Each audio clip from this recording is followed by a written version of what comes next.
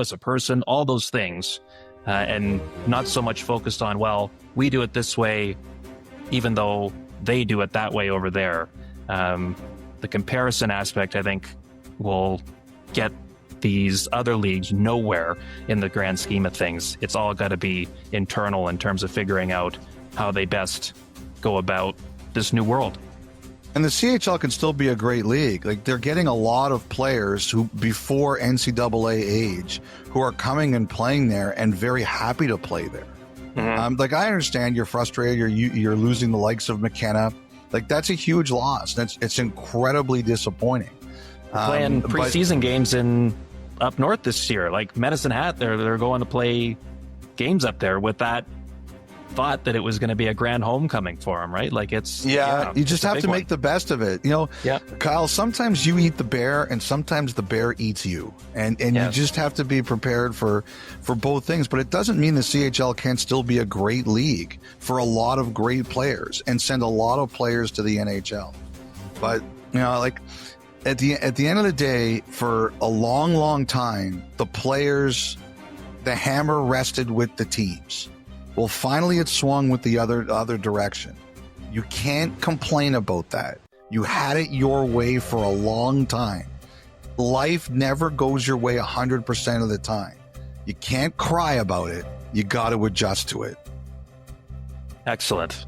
Okay, how about some news in Pittsburgh? I'm sure every now and then you're wondering, okay, Sidney Crosby, anything new there? No, he's going to start the year with the Penguins.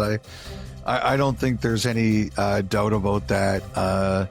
You know, we also got like we got the preliminary media list and says Sidney Crosby Penguins. So that one was a sign to me that if anybody doubted that, he's not getting traded this summer. He's definitely not getting for the media tour. Summer. You mean?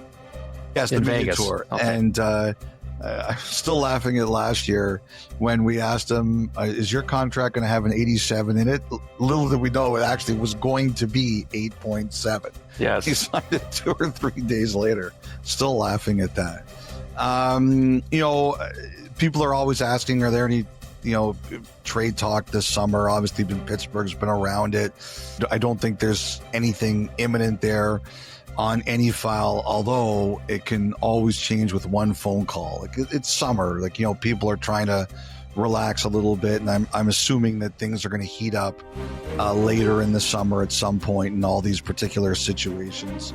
You know, the one thing I think that has been news in Pittsburgh a lot has been the possibility of the Ron Burkle, Mario Lemieux group and whether or not they're going to come back and buy the Penguins. And I can understand why the Penguins fans would be excited about the possibility of Lemieux. He's a god there, and everything he touches turns to gold. But the only thing I've heard about that so far is that they're just, you know, well below what Fenway would want to be the number. If you take a look at it, the Lightning just sold. I know the Penguins sold for what, 900, and the Lightning sold for around 1.8. I got to think that that's where the Penguins would want to be. And I just, from what I understand, that bid is just not close to that at this point in time. So we'll see where else it goes. I mean, that's a story that probably doesn't go away for a while.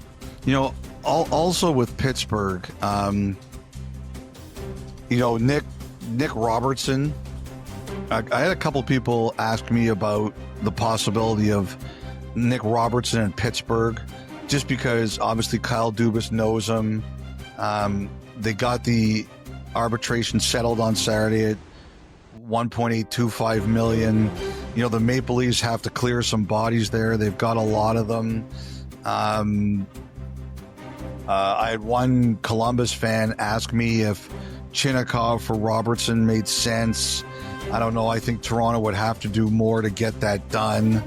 I mean, I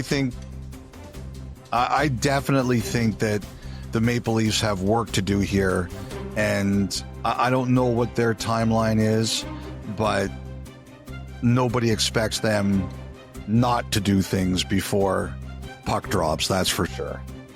In our last pod, Kyle, another player we talked about for Toronto was Jack Roslovic.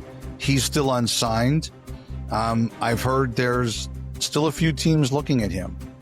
And, he's the best available player remaining. And obviously he hasn't found anything he 100% likes, but there's definitely a few teams poking around there. I've heard 5 or 6. So he has to get to something he's comfortable with. And we know with Toronto, they're trying to move money around. Okay, well, how about what's going on with Matthew Tkachuk, Elliotte? I mean, he's had a pretty damn good summer to this point. Yes. Got married, great day with the Stanley Cup for a second straight summer. But the health front, I mean, he revealed what he had been playing through and what kept him out in between the Four Nations and the start of the playoffs. What does the path look like for him in terms of being able to suit up next season? Yeah, I think that a number of fans have wondered if Florida would have to trade someone like Evan Rodriguez off their roster to make things work. I don't believe that's going to be happening. First of all, they consider Rodriguez a really important player.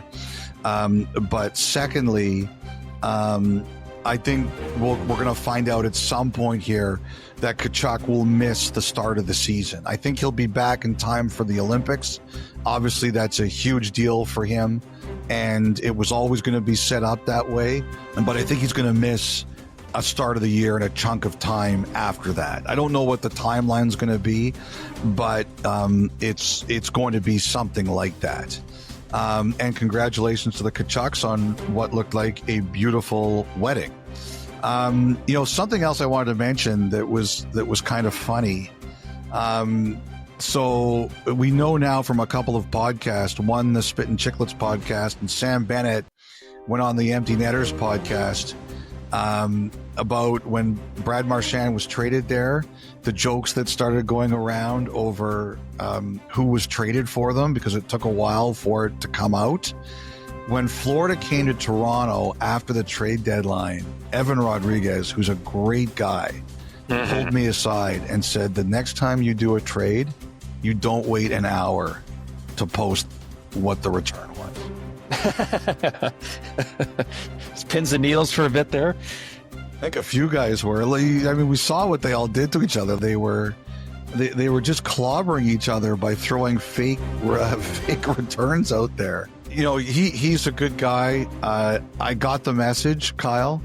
Definitely don't let teammates play practical jokes with each other, making them terrified that they're getting dealt out of a situation they're happy in.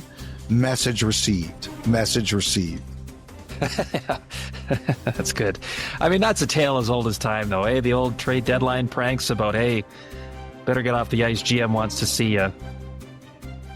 To try to hint at the fact that they might be being traded somewhere when nothing was in fact going on.